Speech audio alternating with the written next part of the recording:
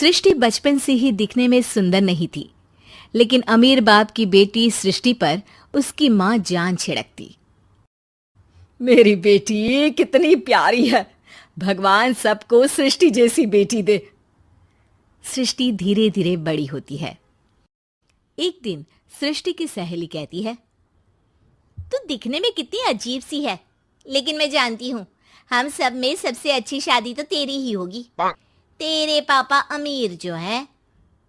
और बता नहीं सकते यार, दहेज तो हर कोई देता है, ये क्या ज्यादा ले जाएगी अपने पति के लिए?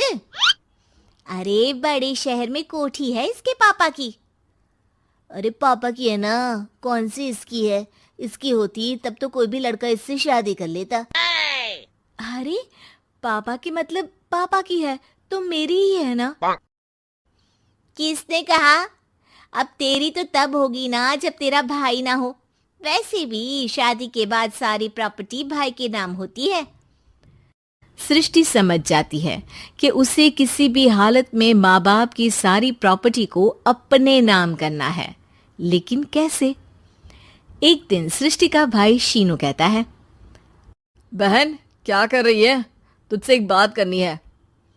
अरे हाँ हाँ करना, मैं तो तेरी बहन हूँ। बहन मेरी लाइफ में ना एक लड़की है, बहुत अच्छी है। मैं सोच रहा हूँ माँ और पापा से बात करूँ शादी के लिए। सृष्टि को समझ में आ जाता है कि भाई की शादी होते ही भाभी उसे एक दिन भी घर में बर्दाश्त नहीं करेगी। क्या बात है भाई, बताना कौन है वो? यार वो बहुत अच्छी लड़की है, पढ़ी लिखी है, मेरे साथ जॉब भी करती है। बस एक प्रॉब्लम है। हाँ प्रॉब्लम? क्या प्रॉब्लम है भाई? यार वो शादीशुदा है, लेकिन उसके पति ने उसे सिर्फ इसलिए छोड़ दिया क्योंकि उसके माँ बाप दहेज नहीं दे पाए। सृष्टि ये सुनकर न जाने क्यों खुश हो जाती है। अरे भाई तो क्या हुआ, लड़की तुझे तो पसंद है ना? शीनू को लगता है कि बहन उसे समझ रही है। वो इस बात से अनजान होता है कि उसकी बहन की मंशा पूरा घर हड़पने की है। सृष्टि अपनी माँ से कहती है, मम्मी मुझे तो बहुत चिंता है। पता है शीनू क्या कर रहा है? अरे क्या कर रहा है? वो तो काम पर जाता है और वापस घर आता है। नहीं ना माँ, वो यही तो नहीं कर रहा, बाकी सब कर रहा है। आपको पता है उससे प्यार है, और वो भी एक शादीशुदा लड़की से। हैं? ये क्या हो गया? मैं सोसाइटी में क्या मुंह दिखाऊंगी? अरे तेरे पापा तो यही कहेंगे कि मैंने ही उसे बिगाड़ दिया है। माँ देखो, मेरी बात मानो, पापा पर भी विश्वास करने की जरूरत नहीं है।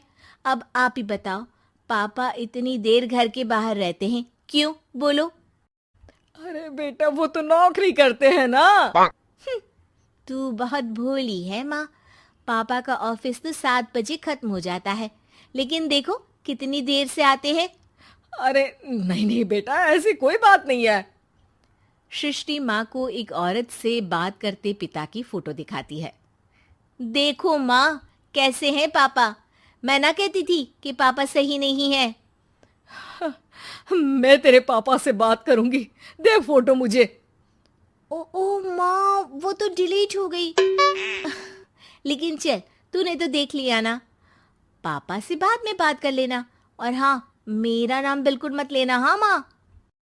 अब क्या था, सृष्टि के माँ और पिता के बीच झगड़ा होना शुरू हो जाता है। सृष्टि के मन में क्या चल रहा था कोई नहीं जानता था। एक दिन, माँ सृष्टि के लिए एक लड़का देखा है, वो लोग शाम को उसे देखने आने वाले हैं। और हाँ माँ, एक खुशखबरी, मैं और पापा मिलकर एक नया बिजनेस ट्राई कर रहे हैं। शाम को लड़का आता है, सांवले रंग का। सृष्टि को तो बिल्कुल भी पसंद नहीं आता। लड़की की माँ कहती है, लड़की का चेहरा तो कोई खास नहीं, लेकिन अगर मेरे बेटे को आप लोग सेटल कर दें तो मैं उसकी शादी आपकी बेटी से करवा दूं। सृष्टि को लड़का बिल्कुल पसंद नहीं था। उसे भाई पर गुस्सा आ जाता है।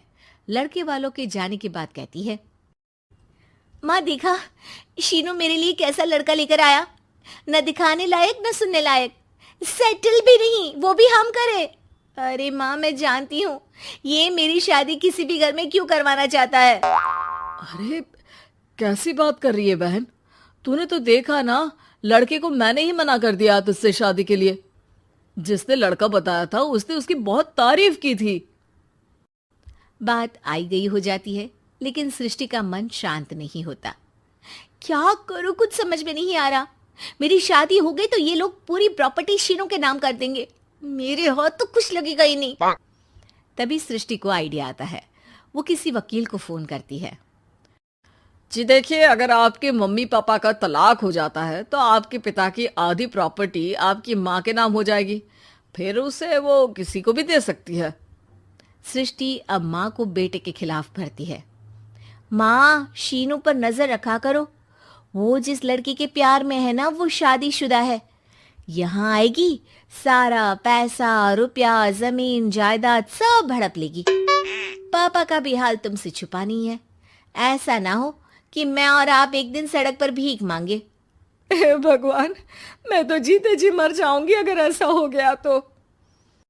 ऐसा हो गया नहीं माँ, ऐसा ही होगा। अभी समय है, आगे का सोच लो।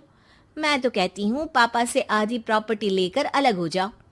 पापा की आधी प्रॉपर्टी भी हम लोगों को अगर मिल जाती है ना, तो अगले 7 जन्म सफल समझो। बेचारी माँ बेटी के कहने पर पति से तलाक लेकर अलग हो जाती है। सृष्टि अब पैसों से गाड़ी और अपने दूसरे महंगे शौक पूरे करने लगी। उसके दोस्त भी उसके पैसे इस्तेमाल करते। सृष्टि, कल तुम कहाँ थी? मैं सारा दिन घर पर अकेली थी। तो मैं क्या करूं? मैंने ठेका तो नहीं लिया है ना तुम्हें संभालने का। माँ को सृष्टि से ये उम्मीद नहीं थी। वो बैठकर रोने लगती है। वहीं उसका पति यानी कि सृष्टि के पिता आ जाते हैं। मैं जानता था कि तुम्हारा यही हाल होगा, तो आपने मुझे रोका क्यों नहीं? मैं रोकता तो तुम रुकती क्या? सृष्टि के कहने पर तुमने मुझ पर, अपने बेटे पर शक किया, लेकिन तुम ये भूल गई कि कैसे हम दोनों ने मिलकर जीवन में इतना सब खड़ा किया। माँ पति के गले लग जाती है। मुझे माफ कर दीजिए, मैंने आपकी कमाई का एक बड़ा हिस्सा गवा दिया। कोई बात नहीं, तुम साथ हो तो मैं ऐसी 7 प्रॉपर्टी खड़ी कर दूंगा। तभी वहां सृष्टि आ जाती है रोते हुए।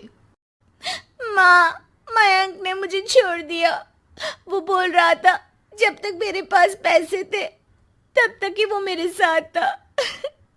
पापा, माँ, मुझे माफ कर दीजिए।